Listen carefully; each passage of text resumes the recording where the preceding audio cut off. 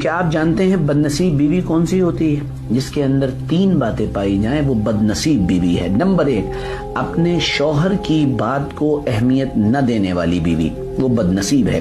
Number 2، پیٹھ کے پیچھے شوہر کی برائی کرنے والی بیوی، یہ عورت بدنصیب ہے۔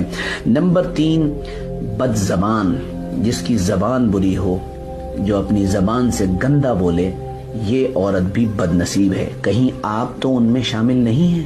اگر آپ ان میں شامل ہیں تو آپ بدنصیب ہیں۔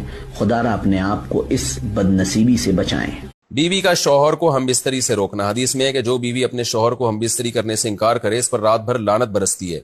اس حدیث کی وضاحت فرما دیں۔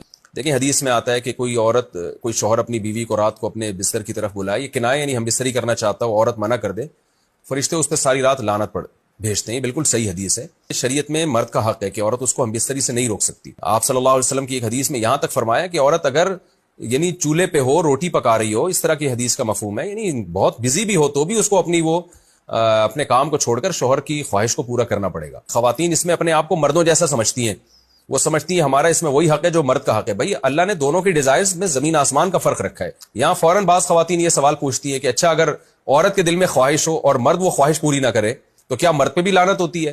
تو اس کا سیدھا جواب یہ کہ نہیں، مرد پہ لعنت نہیں ہوتی۔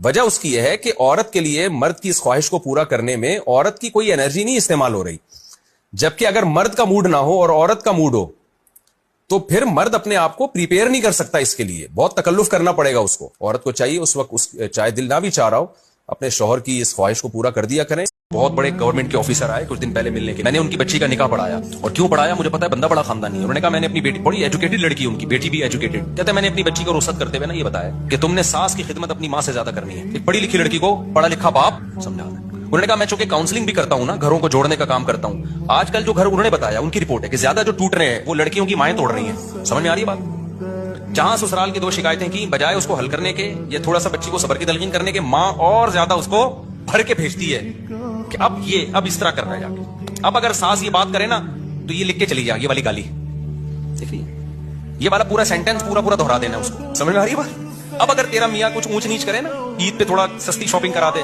تو یہ برگر کی قیمت چل رہی ہے، یہ کلفٹن میں جو ایک جوڑا اس کی یہ قیمت چل رہی ہے، اتنے پیسے تو کم از کم بنتے ہی ہیں۔ تو وہ مجھے بتا رہے تھے، میں نے بچی کو رخصت کیا تو میں نے بتایا اس کے ساس سسر کو بٹھایا، کیا صحیح ہے تمہارے ماں باپ ہے، اپنی بیٹی کا گھر بسانے کے لیے عقل مند ماں باپ کو اپنا حق چھوڑنا پڑتا ہے۔ بیٹا ہم بلا رہے ہیں اور ساس منع کر رہی ہے تو مت آنا، کیونکہ رہنا تم نے کس کے ساتھ ہے؟ مائیں لڑتی ہیں، ہم اپنی بیٹی کو بلا رہے ہیں، ساس کون ہوتی ہے روکنے والی؟ چھوڑو یار اس ٹیکنیکل بحث کو، چھوڑو۔ ابھی فائدہ بچی کا کس میں ہے؟ زندگی کس کے ساتھ گزارنی ہے؟ اس نے وہاں گزارنی ہے زندگی۔ ایڈجسٹ